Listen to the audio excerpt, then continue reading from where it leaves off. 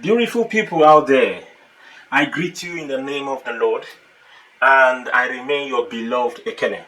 And today, I have this short word of exhortation.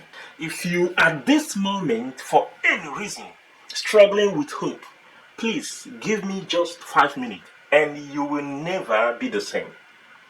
Once you choose hope, anything is possible. We must accept finite disappointment, yes, but never lose infinite hope. Everything that is done in this world is done by hope. Successful ones dwells in possibility. May your choice reflect your hopes and not your fear. It is because of hope that makes you still want to live. It is only through hope and work that will change things you don't want. If you will be quiet and ready enough, we shall find compensation in every disappointment. Hope is being able to see there is light despite all the darknesses. Patience is bitter, but its fruit is sweet.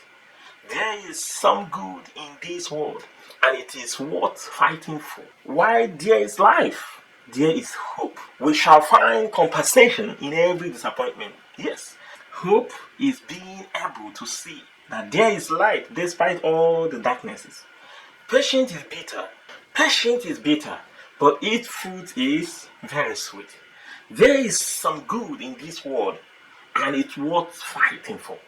While there is life, there is abundant hope. Our future is our confidence and self-esteem. My beloved, you are not alone in your struggle. For sure, some have had worse conditions like yours and come out victorious. You are like a book or a movie that will be great with its ups and downs. You are coming out better than you were before, I bet you. Some people you don't even know are praying for you. I tell you, please don't speak condemnation or give up your career or future. Don't do that. Receive power to continue. See you in my next video. Please like and remain blessed. Also subscribe if you are on YouTube. I pray for you. You will never stumble. You will never be disappointed. God is with you and He will never forsake you. In Jesus' name.